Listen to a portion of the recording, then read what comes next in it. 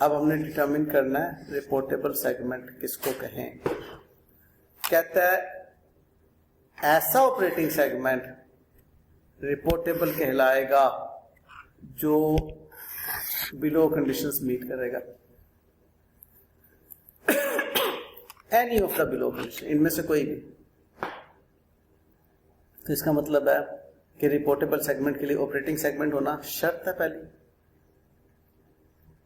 अगर वो ऑपरेटिंग नहीं है, यानी कि उसकी डिस्क्रीट इंफॉर्मेशन अवेलेबल नहीं है, उसके रेवेन्यूज और एक्सपेंसेस अलग से रिकॉर्ड नहीं हो रहे, और अगर चीफ ऑपरेटिंग डिसीजन मेकर उसकी ऑपरेटिंग रिजल्ट्स को रिव्यू नहीं कर रहा ताकि पता चल सके कि उस पर कितने रिसोर्सेज एलोकेट करने हैं, उसकी परफॉर्मेंस को कैसे असेस करना है, तो वो ऑपरेटिंग सेगमेंट नहीं है। अब अगर वो ऑपरेटिंग सेगमेंट है तो उसको रिपोर्टेबल बनाने के लिए इन तीनों में से कोई एक क्राइटेरिया मीट होना चाहिए, एनी ऑफ द बिलो। अब वो क्राइटेरिया क्या है कि सेगमेंट का अपना रेवेन्यू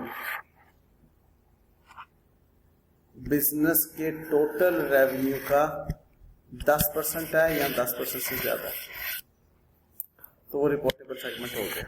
यानी कि उसकी सिग्निफिकेंस है कि वो 10% थ्रेशोल्ड मीट करता है रेवेन्यू के हवाले से, कि उसका रेवेन्यू टोटल रेवेन्यू के 10% के बराबर है या 10% से ज्यादा है। अगर ये नहीं तो सेगमेंट के प्रॉफिट या लॉस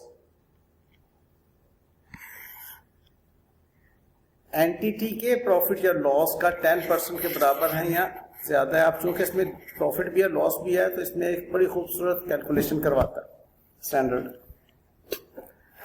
कहता है कि आपके 20 सेगमेंट्स हैं ऑपरेटिंग सेगमेंट्स, उन 20 सेगमेंट्स में 10 सेगमेंट्स ने प्रॉफिट्स दिए, 10 सेगमेंट्स ने लॉसेस दिए। आप सारे प्रॉफिट्स का टोटल कर लो, सारे लॉसेस का टोटल कर लो अलग अलग, और देखो टोटल प्रॉफिट्स ज्यादा है या टोटल लॉसेस ज्यादा है। यहां तक मेरी बात समझ में आई है मैंने क्या बोला? ठीक है सर, जितने सेगमेंट्स हैं प्रॉफिट वाले सेगमेंट्स के प्रॉफिट्स का टोटल कर लो, लॉस वाले सेगमेंट्स के लॉस का टोटल एग्रीगेट कर लो, और देखो उन दोनों में से कौन सा ज्यादा है। फर्ज किया लॉस जो है वो 400 रुपया हुआ है उन 10 डिविजन में, और बाकी की 10 डिवीजन में प्रॉफिट जो है वो 300 हुआ है, तो 400 का 10% ले लो। और अगर प्रॉफिट 300 है लॉस 200 होता तो 300 का 10% ले लेते। जो बात मैंने समझाना चाहिए वो समझ आ गई है, तो इंग्लिश पढ़ता हूं समझ आ जाएगी। इंग्लिश क्या है?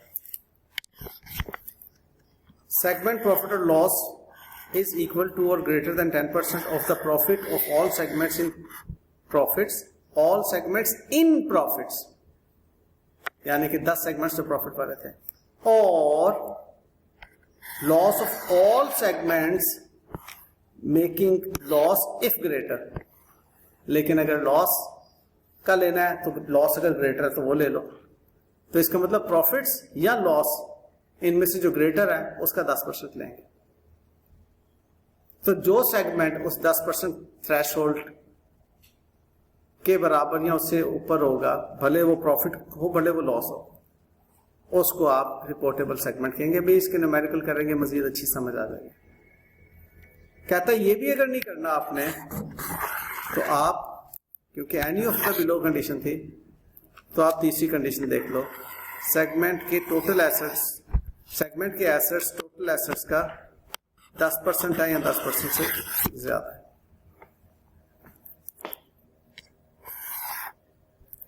तो 3 बातें हैं, रेवेन्यू, प्रॉफिट और लॉस या एसेट, 10% थ्रेशोल्ड।